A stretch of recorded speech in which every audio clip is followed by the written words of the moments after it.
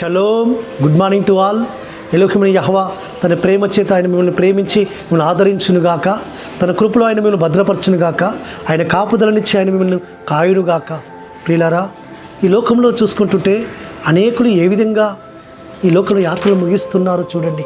పరమతని కాపుదల లేకుంటే, పరమతని మనల్ని భద్రపరచుకుంటే, పరమతని కందృష్టి మన మీద లేకుంటే మనం కూడా భూమి మీద ఎప్పుడో మన యాత్ర ముగించేవారమే. ఆయన మనల్ని కాపాడుతున్నాడు, సజ్జలోకంలో ఉంచుతున్నాడు. అది కేవలం ఆయన కృపను బట్టియే. అంటే ప్రియులారా, ఆయన మనల్ని కాపాడుతున్నందుకు కృతజ్ఞతాబద్ధులమై ఉన్నాము సుమా.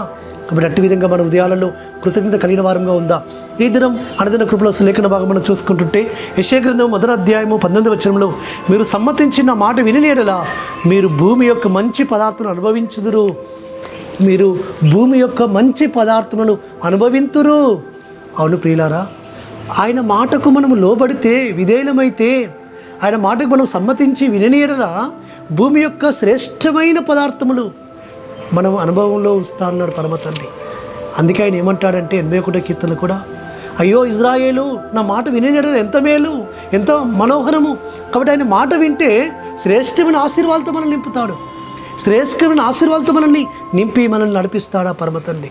కాబట్టి మీరు సమ్మతించిన మాట విననీయడల మంచి పదార్థములను, భూమి యొక్క మంచి పదార్థం మీరు అనుభవింతురు అంటున్నాడు. కాబట్టి మనము భూమిలో పండే శ్రేష్టమైన ఫలాలు మనకు అనుగ్రహిస్తాడు ఆ పరమ తండ్రి. కొండె తేనెతో తృప్తిపరిచేదను, అతి శ్రేష్టమైన గోధుమలిచ్చి మిమ్మల్ని పోషించేదను అంటుంటాడు ఆ పరమ తండ్రి. కాబట్టి శ్రేష్టమైన గోధుమలతో, శ్రేష్టమైన తేనెతో, శ్రేష్టమైన ఆహార పదార్థముల చేత మనం తృప్తిపరుస్తాడు. అంతే మాత్రమే కాదు, ఇహ సంబంధమైన ఆహారమే కాదు, పర సంబంధమైన శ్రేష్టమైన ఆత్మీయ ఆహారం చేత కూడా మనల్ని బలపరుస్తాడు, తృప్తిపరుస్తాడు, మనల్ని ఆశీర్వదిస్తాడు, దీవిస్తాడు.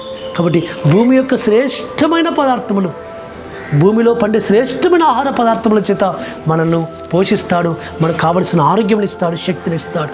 ఆయన మాట వింటే, ఆయన మాట వింటే, ఆయన మాటకు లోబడితే, కాబట్టి ఆయన మాట వినాలని కోరుకుంటున్నాడు. కాబట్టి బలులు అర్పించడం కంటే నా మాట వినటం శ్రేష్టము. ఆయన మాట వింటే శ్రేష్టమైన ఆహారము చేత, శ్రేష్టమైన పదార్థముల చేత మనల్ని పోషించి, సంరక్షించి మనల్ని కాపాడుతాడు. అట్టి విధంగా ఆ పరిశుద్ధాత్మ తండ్రి మనల్ని ఆయన ఆశీర్వాదాలతో నింపునుగాక.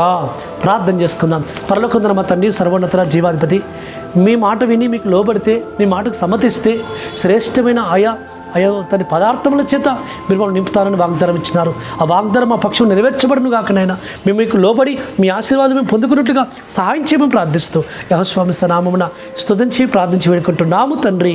ఆమేన్. యెహోవా కృపయు కనికరము దయావాత్సల్యత నిరంతరం మనకు తోడుగా ఉండి ఆయన మనల్ని బలపరచును గాక. ఆమేన్.